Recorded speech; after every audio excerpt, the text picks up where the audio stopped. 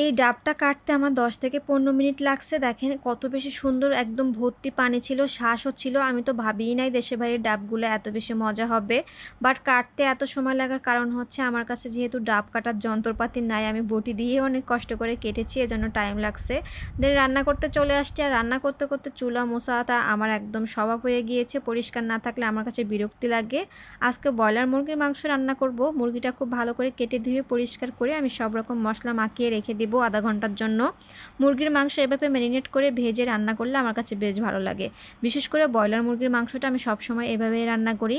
একটু লেবুর রস দিলে আরও ভালো হতো, বাট লেবুর রসটা দিতে পারি নাই, কারণ আজকে আমার বাসায় লেবু ছিল না। আর ওই যে বললাম, চুলা পরিষ্কার করার অভ্যাসটা আমার হয়ে গেছে, কারণ চুলাটায় রান্না করার আগেও আমি পরিষ্কার করি, রান্না করতে করতেও পরিষ্কার করি, আবার রান্না করার পরে তো পুরো একদম ডিপ ক্লিন করি। কিন্তু এই যে রান্না করতে গেলে তেলের ছিটা লেগে এত বাজে দেখায়, দেখলে মনে হয় যে কত হাজার বছর ধরে মনে হয় আমি চুলাটা পরিষ্কার করি না। এই কারণে আমি রান্না করতে করতেও চুলাটা মাঝে মধ্যে পরিষ্কার করি। খুবই বিরক্তি লাগে চুলা অপরিষ্কার হয়ে গেলে, আর কষ্টও লাগে।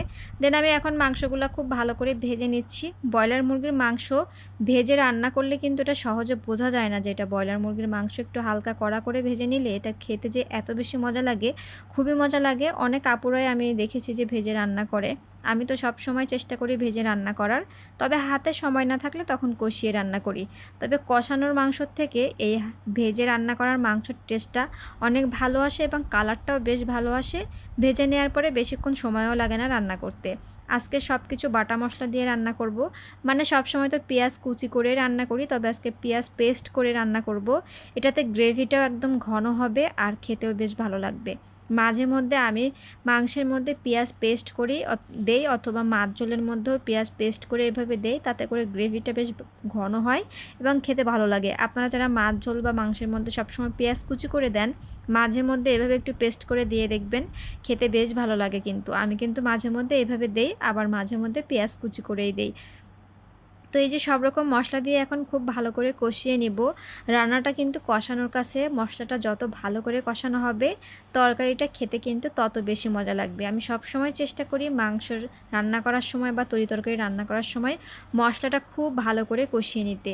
মশলাটা কষানোর পরে আমি ভাজা মাংসগুলো দিয়ে দিলাম, দিয়ে এখন কিছুক্ষণ কষিয়ে দেন পরিমাণ মতো পানি দিয়ে দিব। আচ্ছা, কারা এভাবে ব্রয়লার মুরগির মাংস ভেজে রান্না করেন অবশ্যই কিন্তু কমেন্ট করতে ভুলবেন না। আর যারা কখনো এভাবে ভেজে রান্না করেন নাই, তারা একবার ভেজে রান্না করে দেখবেন, এটা খেতে কিন্তু অনেক বেশি মজা। আমি তো এভাবে ভেজে রান্না করে খেতে বেশ ভালোবাসি, আমার হাজব্যান্ডও এভাবেই খেতে পছন্দ করে। যাই হোক, এই যে পরিমাণ মতো পানি দিয়ে এখন ঢাকনা দিয়ে ঢেকে কিছুক্ষণ বলক তুলে নেব। আমি আগে থেকে কিছু পেঁয়াজ বেরেস্তা করে রেখেছিলাম, লাস্টে দিব তাই, কারণ দিলে এটার ফ্লেভারটা অনেক বেশি সুন্দর আসে এবং খেতে আরও বেশি মজা লাগে। এই যে এখন পেঁয়াজ বেরেস্তাগুলো দিয়ে দিলাম, কালারটা পুরাই চেঞ্জ হয়ে যাবে। আসলে ক্যামেরায় এত ভালো কালার বোঝা যায় না, বাট রিয়েলে কালারটা অনেক বেশি সুন্দর আসছিল আর খেতে অনেক বেশি মজা হয়েছিল। দেখা হবে নেক্সট ভিডিওতে। আল্লাহ হাফেজ।